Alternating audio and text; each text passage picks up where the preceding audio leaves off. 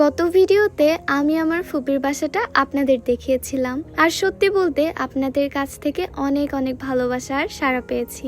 অনেকেই কমেন্ট করে জানতে চেয়েছেন এই জায়গাটা ঠিক কোথায়, কিভাবে যাওয়া যায়। তো আজকের এই ভিডিওটা তাদের জন্যই, যারা সেখানে যেতে চান, নিজের চোখে সেই সুন্দর গ্রামটা দেখতে চান। চলুন একদম শুরু থেকে আপনাদের পুরো রুটটা বুঝিয়ে দিই। হ্যালো এভরিওয়ান, আসসালামু আলাইকুম। I hope you are doing well. প্রথমে আপনাকে আসতে হবে বগুড়া শহরের সাতমাথায় একটা খুব পরিচিত জায়গা আছে, পৌর পার্ক। সেখান থেকে আপনি খুব সহজেই সিএনজি পেয়ে যাবেন। সাতমাথা থেকে সিএনজিতে উঠে আপনি চলে যাবেন শাকপালা সিএনজি স্টেশনে। ভাড়া খুব বেশি না, আর রাস্তার অভিজ্ঞতাও বেশ ভালো। চারপাশে শহর থেকে ধীরে ধীরে গ্রামে ঢোকার যে একটা ফিল, সেটা আপনি এখান থেকেই পেতে শুরু করবেন। এরপর শাকপালা সিএনজি স্টেশন থেকে আপনাকে যেতে হবে কুড়িরহাটে।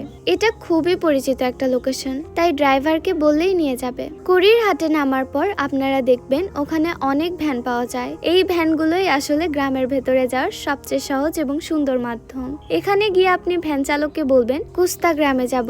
ওরা খুব ভালো করে জায়গাটা চেনে, তাই আপনাকে একদম নির্দিষ্ট জায়গাতেই নামিয়ে দেবে। একটা বড় খেলার মাঠ, খোলা আকাশ, হালকা বাতাস, শহরের ব্যস্ততা থেকে একদম আলাদা একটা শান্তি পাবেন। তারপর আপনি চাইলে নিজের মতো করে পুরো গ্রামটা ঘুরে দেখতে পারবেন। এখানে কোনো তাড়া নেই, কোনো ভিড় নেই, শুধু প্রকৃতি আর শান্তি। বিশেষ করে যারা খামার বা ফার্মিং পছন্দ করেন তাদের জন্য এই জায়গাটা একদম পারফেক্ট, কারণ এখানে অনেক অনেক খামার আছে। মুরগির খামার, গরুর খামার, বড় বড় ডেইরি ফার্ম, এমনকি রাস্তার পাশ দিয়েই আপনি এগুলো দেখতে পারবেন। আমার যদি সময় থাকতো আমি নিজেও নেমে প্রতিটা খামার ঘুরে দেখতাম, কিন্তু সেটাও হয়ে ওঠেনি। তবে আপনারা যখন যাবেন একটু সময় নিয়ে যাবেন। আর শুধু খামারই না, আশেপাশে অনেক বড় বড় পুকুর আছে, সেখানে মাছ চাষ করা হয়। সব মিলিয়ে আমার ফুপির বাসায় যাওয়াটা কিন্তু একদমই কঠিন ছিল না। এরপর আমরা বাসায় পৌঁছে নাস্তা করলাম, তারপর ফুপি নিজে হাতে আমাদের খেতে দিল।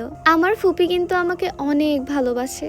এমন ভালোবাসে কি আপনি টাকার বিনিময়ে কিনতে পারবেন? না, কখনোই না। ভালোবাসা কখনো কেনা যায় না, এটা অর্জন করতে হয়। আপনি যদি শুধু নিতে চান আর কিছু না দেন, তাহলে কিন্তু সেই ভালোবাসা কখনোই টিকবে না। আপনাকে আগে দিতে হবে, তারপরই আপনি সেটা ফিরে পাবেন। আমার ফুপির বাসায় গিয়ে আমরা সত্যিই অনেক মজা করেছি। তাদের আপ্যায়ন, আন্তরিকতা সবকিছু এত সুন্দর ছিল যে মনে থাকবে অনেক দিন।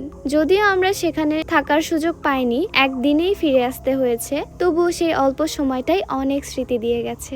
তাই আপনাদের একটা সাজেশন, যখনই যাবেন হাতে একটু বেশি সময় নিয়ে যাবেন, কারণ এই গ্রামটা এত বড় আর এত সুন্দর যে একদিনে সবকিছু ঘুরে দেখা প্রায় অসম্ভব। আর যদি কিছু মিস করেন, পরে এসে কিন্তু আমার দোষ দিতে পারবেন না। তো এই ছিল আজকের ভিডিও, আশা করি আপনাদের ভালো লাগলো। সবাই ভালো থাকবেন, সুস্থ থাকবেন। আল্লাহ হাফেজ।